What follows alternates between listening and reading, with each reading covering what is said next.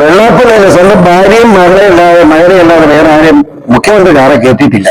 ആദ്യമായിട്ടാണ് പുറത്തു നിർത്തിനെ ആ കാറെ കയറ്റത്. വെള്ളാപ്പള്ളിയെ എങ്ങനെ ചാക്കിട്ടെന്ന് എനിക്കറിയാം. വെള്ളാപ്പള്ളി ഒരു ജ്യേഷ്ഠപ്പള്ളിയൊക്കെ അത് കാരണമല്ലേ എനിക്ക് ഒരു കമ്പനിയുടെ ആഗ്രഹം. ഇതാണ് മിണ്ടുന്നേ. ഓക്കെ, ചോദിച്ചോ. തദ്ദേശ തെരഞ്ഞെടുപ്പ് അടുക്കുകയാണ്. പമ്പയിൽ നടന്ന ആഗോള അയ്യപ്പ സംഗമത്തിലൂടെ NSSനെ SNDPനെ ഏകദേശം സർക്കാർ കൂടെ ചേർത്തു എന്നാണ് ഇപ്പോൾ പറയപ്പെടുന്നത്. അത് കോൺഗ്രസിനും ഒപ്പം തന്നെ BJP നൽകുന്ന ഒരു സൂചനയാണോ?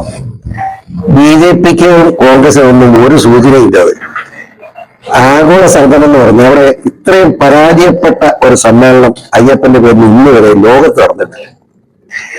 4000 പേർക്ക് ചോറുണ്ടാക്കിയിട്ട് ഭക്ഷണം ഉണ്ടാക്കി. അതുകൊണ്ട് നാളെ കിട്ടിയില്ല. ആകെ 600 പേര് ചോറുണ്ടു. ആ 600 പേര് ആരാണെന്ന് ഞാൻ അന്വേഷിച്ചപ്പോൾ നമ്മുടെ ദേവസ്വം ബോർഡ് ഉദ്യോഗസ്ഥന്മാരാ.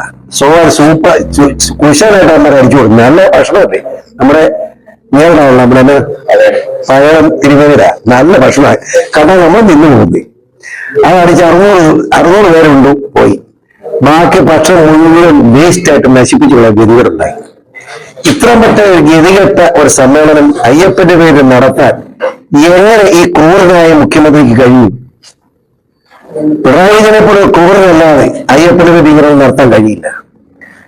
നിങ്ങൾ ഓർക്കുന്നുണ്ടാവും, 7 വർഷമല്ലേ ഉള്ളൂ അയ്യപ്പന് 10 വയസ്സിനും 52 വയസ്സിനിടയ്ക്ക് പ്രായമുള്ള സ്ത്രീകൾ അയ്യപ്പനെ കാണാൻ പാടില്ല എന്നാണ് നിയമം.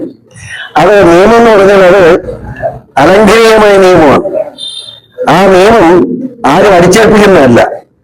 കാലങ്ങളായി അയ്യപ്പന്റെ കാലഘട്ടങ്ങൾ മുതലുള്ള ഒരു നടപടിക്രമമാണ്.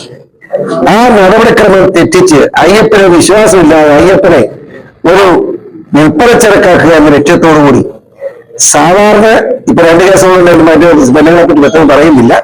നിങ്ങൾക്ക് അറിയാമല്ല സ്ത്രീകളെ, അതുപോലുള്ള സ്ത്രീകളെ എന്തിനും പോകുന്ന 2 സ്ത്രീകളെ അയ്യപ്പനെ കാണാനായിട്ട് ശബരിമലയിലേക്ക് 10-400 പോലീസുകാരായിട്ട് കൊണ്ടുപോകാൻ പറഞ്ഞാൽ ഇത്ര വൃത്തികേടുണ്ടോ? അത് പറഞ്ഞവരെ ഞാൻ ആദ്യം അതുകൊണ്ടാണ് പറയുന്നത്. മണിക്കൂറുകൾ പറഞ്ഞിരിക്കുന്നത് ലക്ഷക്കണക്കിന് അയ്യപ്പന്മാരെ കൊടുത്തു കൂടി പോലീസ് പട്ടാള പോയി. അത് കഴിഞ്ഞ് സുരേന്ദ്രനാണ് നമ്മുടെ BJP പഴയ പ്രസിഡന്റ്. എന്നാലോചിച്ച് എന്തിനാ ഈ ഗുണത്തിനൊക്കെ മുഖ്യമന്ത്രി കാണിക്കുന്നത്? വിശ്വാസികളെ അപമാനിക്കുക. മുഖ്യമന്ത്രി വിശ്വാസമില്ലാത്തതാണ്. എനിക്ക് വിരോധമില്ല. നാസ്തികളെ എല്ലാവർക്കും അവകാശമുണ്ട്. ഇവിടെ ഇപ്പോ SNDPയുടെ പ്രസിഡന്റ് വെള്ളാപ്പള്ളിയെ കാറെ കയറ്റി ഇരുത്തിക്കൊണ്ട് അങ്ങനെ അങ്ങോട്ട് പോയത് കണ്ടായിരിക്കില്ല. വെള്ളാപ്പള്ളിയിലെ സ്വന്തം ഭാര്യയും മകനെയല്ലാതെ വേറെ ആരും മുഖ്യമന്ത്രി കാറെ കയറ്റിയിട്ടില്ല. ആദ്യമായിട്ടാണ് പുറത്തു നിർത്തിനെ ആ കാറെ കയറ്റത്. വെള്ളാപ്പള്ളിയെ എങ്ങനെ ചാക്കിട്ടെന്ന് എനിക്കറിയാം. വെള്ളാപ്പള്ളി ഒരു ജ്യേഷ്ഠപ്പള്ളിയൊക്കെ അത് കാരണമല്ലേ ഞാൻ കുറ്റപ്പെടുന്നില്ല. പക്ഷേ ഒറ്റ SNDPക്കാരനോട് ഇല്ലായിരുന്നു. മനസ്സിലായില്ലേ? SNDPയുടെ പേര് പറയാൻ ഒരാളെ കാണിക്കാൻ നിങ്ങൾ പറഞ്ഞ് ചെറ്റി അനുഭവിക്കാം. പിന്നെ NSS മണിച്ചേട്ടൻ നല്ലതാണ്. ഞാനോട്ട് വളരെയേറെ എനിക്ക് ആദരവുള്ള ആളാണ്. പക്ഷെ NSSന്റെ പേരിൽ മണിച്ചേട്ടൻ തിന്നു കൊടുത്ത പറഞ്ഞാൽ ഒരൊറ്റ NSSകാരനെ കണ്ടില്ലേ?